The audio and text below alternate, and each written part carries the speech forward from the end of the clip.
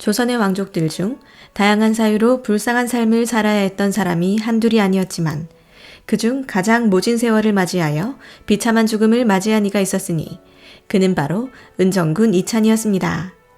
그는 어린 시절 아버지에 의해 연못에 던져져 목숨을 잃을 뻔하였고 3살에는 어머니를, 4살에는 아버지를 여의었습니다. 19살에는 본인도 알지 못하는 영모의 주동자로 지목되어 강제로 사약을 먹고 죽게 되었으니 조선 역사상 가장 가혹한 운명을 가진 왕족이었습니다. 은정군 이찬은 조선 후기의 문신 왕족으로 영조의 서손이자 사도세자의 서자이며 어머니는 경빈 박씨 빙해입니다. 한중록에 따르면 어머니인 빙해는 본래 인원왕후의 친방에 소속되어 있었는데 옷을 바느질하는 궁녀였습니다. 인물이 매우 빼어났던 모양인데 사도세자가 데뷔 전에 들렀다가 그녀를 보고 한눈에 반했을 정도였습니다. 이때 세자는 22살이었습니다. 하지만 빙해는 마음대로 사귈 수 있는 궁녀가 아니었습니다.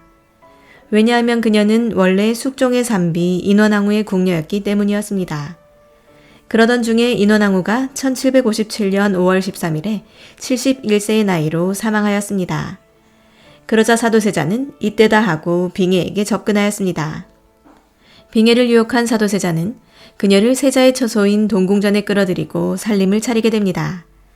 안 그래도 아들과 사이가 나빴던 영조는 사도세자가 강제로 빙해를 취했다는 사실을 듣고 대노했습니다.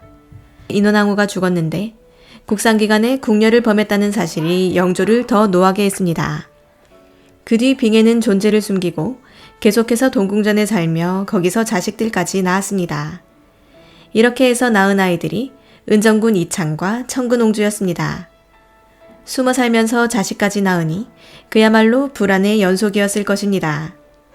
그쯤 되자 영조도 별 수 없이 빙해를 사도세자의 후궁으로 인정할 수밖에 없었습니다. 두 사람의 사랑은 뜨거웠지만 그 사랑은 오래가지 못했습니다. 2년도 안 되어 비극적인 종말을 맞이한 것이었습니다. 해경궁은 사도세자가 정신 이상 증세를 보이던 중에 자신도 모르게 빙해를 죽였다고 한중록에 기술하고 있었습니다. 이때가 1761년 연초였습니다. 사도세자의 감정이 가장 예민해지는 순간은 세자의 용포를 입는 순간이었는데 빙해는 사도세자에게 옷을 입히는 동안 온갖 폭력에 시달려야 했습니다.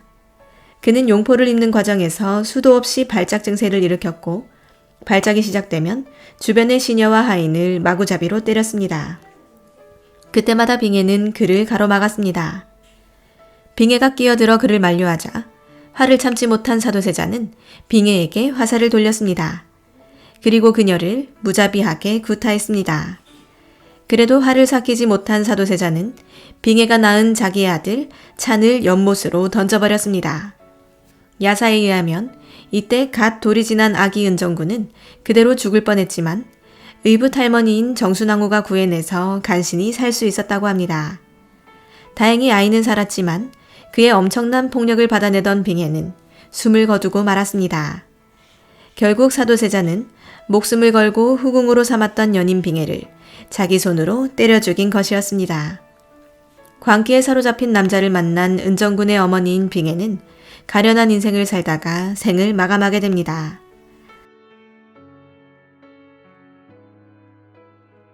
이제난고에서는 경빈 박씨가 맞아 죽을 때 아들 은정군도 사도세자의 칼에 맞고 연못에 버려졌고 은정군은 연꽃 위에서 죽지 않고 살아나서 어릴 때 이름이 하엽생이었다고 전합니다. 또한 할아버지 영조도 아기가 너무 불쌍해서 자를 하나 지어주었는데 연제, 즉 가련하다는 뜻이었다고 합니다. 한편 1762년 5월 22일에는 나경원이 환시들이 영모를 꾀한다는 내용을 적은 글을 형조에 올립니다. 영조가 즉시 국청을 설치하게 하고 진국하였는데 나경원이 소매자락에서 봉서를 꺼내 사도세자의 비행 10여 조를 고했는데 주 내용은 사도세자가 왕손의 어미를 때려 죽이고 여승을 궁으로 들였으며 서로의 행역하고 북성으로 나가 요람했다는 내용이 들어있었습니다. 당시에 세자의 비행도 있었지만 동궁을 자칭하면서 도성한 거리에서 여인을 강간하는 일까지 발생하여 왕실의 위기는 더욱 고조되었습니다. 1762년 윤 5월 13일 결국 영조는 왕세자가 되제하고 있는 창덕궁에 나아가 세자를 폐하여 서인으로 삼고 뒤주 안에 가두었습니다. 폐서인되어 뒤주에 갇혀있던 사도세자는 윤 5월 21일에 세상을 떠나게 되었으니 이렇게 아기 왕자 은정군은 갑자기 천혜고아가 됩니다. 3살도 안 된 시점에 어머니는 아버지인 사도세자에게 맞아 죽었고 아버지는 뒤주에 갇혀 죽는 비극을 겪게 되었으니 은정군은 왕자로 태어났지만 부모의 얼굴 한번 보지 못하고 불쌍하게 자라게 됩니다. 당시 사도세자가 죄인이라 본처인 해경군과 그 아들인 정조의 목숨조차 위태로운 상황이었기에 누구도 사도세자의 서자인 은정군에게 관심을 줄 수 있는 상황이 아니었습니다. 후궁의 자식인데다 이미 아버지 어머니도 모두 세상을 떠나버린 고아였기에 은정군은 궁궐 내 누구의 관심도 받지 못했었다고 합니다. 그저 가련하게 상궁들 속에서 길러져 젖동량을 받으며 간신히 자라났다고 전해집니다. 그런데 아기가 죽지 않고 장성하자 점차 은정군을 주의 깊게 지켜보던 무리들이 생겨나게 됩니다. 바로 사도세자와 정조에 대해 좋지 않은 감정을 가지고 있던 노론의 일부 강경파 인사들이 그들이었습니다. 그들은 은정군이 자신의 친모인 경빈박씨를 죽인 사람이 사도세자였기에 은정군이 그의 친부에 대해 적개심을 가지고 있을 것이라는 추측을 했습니다. 은정군을 추대하려는 이들 중에는 정조의 친어머니 해경궁 홍씨의 친정인 풍산 홍씨 일족들도 끼어 있었습니다. 노론 강경파 중 몇몇이 은정군을 지켜보는 상황에서 은정군은 성인이 된 이후 1771년 종친부 유사당상이 되었고 이후 수덕대부, 오위도총부 도총관, 그리고 사용원 제조와 흥록대부, 현록대부 등을 역임하여 왕족으로서의 소임을 열심히 했습니다. 그러나 은정군의 운명은 끝까지 가혹했습니다. 영조가 노병이 깊어지자 1775년 12월에 정조가 대리청정을 수행하였습니다. 사도세자의 아들 정조가 대리청정을 수행하자 사도세자를 죽이도록 모함한 노론벽파들이 긴장하였습니다. 좌의정 홍인안이 대리청정을 취소할 것을 상소하였고 정조에게 대청을 명하는 왕의 하교를 받았으려는 승지를 가로막기까지 하였습니다.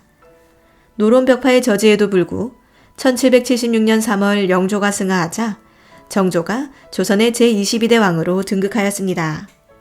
1776년 정조가 즉위할 당시 정조는 즉위식에서 나는 사도세자의 아들이라 하고 천명합니다. 이는 억울하게 죽은 자신의 아버지 사도세자의 복권과 함께 이를 죽음으로 몰아넣은 당시 조정에 막강한 영향력을 끼치고 있던 노론벽파에 대한 전쟁을 시작하겠다는 의지의 표명이었습니다. 사도세자를 죽이는 데 가담하고 새 손으로 있던 정조를 핍박했던 자들은 특단의 조치를 취해야 했습니다. 그리하여 궁지에 몰린 이들은 결국 정조를 암살하려는 계획을 모색하게 되었으니 1777년 정유년에 있었던 정조시의 미수사건을 정유역변이라 부르는데 이들은 정조 이후 차기 국왕으로 은정군을 염두에 둡니다. 정유역변을 조사하는 과정에서 궁중 난입사건을 수사하게 되고 그 도중 주술사건과 홍상길의 정조 암살 계획도 함께 드러납니다. 홍상길은 궁비 이영단을 시켜 한밤중에 정조의 침실에 들어가 살해하려고 계획했습니다. 여기에는 국왕의 호위 군관부터 궁중의 애계와 나인, 내시까지 임금을 보호해야 하는 모든 직책의 궁인이 연루된 것이었으니 이런 상황에서 암살을 모면한 것 자체가 천운이었습니다. 막무가내식 정조 암살의 배후가 모두 노론으로 드러나자 노론은 전전긍긍했는데 이런 와중에 노론의 호재가 발생했습니다. 국청에서 네가 성군을 모해하고서 그 뒷일을 어떻게 감당하려고 한 것이냐고 묻자 홍상길이 은정군 이찬을 추대하기로 했다고 답변한 것이었습니다. 사망손으로 불렸던 은정군 삼형제는 사도세자의 서자이자 정조가 아끼는 이복 동생들이었습니다. 은신군은 영조 때 사망했지만 은정군, 은원군 형제가 살아있었고 위계의식을 느끼던 노론은 은정군 이찬이 추대받았다는 자백을 국면 전환용으로 사용했습니다. 또 공초하기를 홍계능이 귀양 가기 전에 그의 아들 홍신의 등과 함께 배립하는 일을 모의하기를 종실 은정군 이찬을 추대하였습니다. 이들이 은정군을 옹립하려 한 것으로 드러나자 온 조정 대신들이 대의를 위해 은정군을 법대로 죽일 것을 요구하였습니다. 결국 영의정리 백관을 거느리고 무려 44번이나 정청하며 은정군의 처형을 요구했고 3사에서는 62번이나 사형을 주청합니다. 하지만 정조는 내 형제 중에 겨우 사람꼴 하고 있는 건 은정군뿐이니 양해해달라며 은정군을 옹호하는 모습을 보였습니다. 은신군 이진은 풍찬 노숙으로 병이 되어 불행하게도 일찍 죽고 은원군 이인은 나이는 조금 장성했으나 항시 질병에 묶여있고 오직 은정군 이찬이 다행히도 탈이 없었다. 흉악한 역적들이 화를 만드는 통에 이찬의 이름이 추대한 데에서 나오게 되었다. 두루 보건대 예적부터 종친이 이런 누명을 쓰고서도 그의 몸을 보전하게 되는 수가 거의 없었다. 아, 부귀한 집에서 생장했기에 어두워 아는 것이 없는데 그가 어찌 추대하는 것이 무슨 일인지를 알겠는가.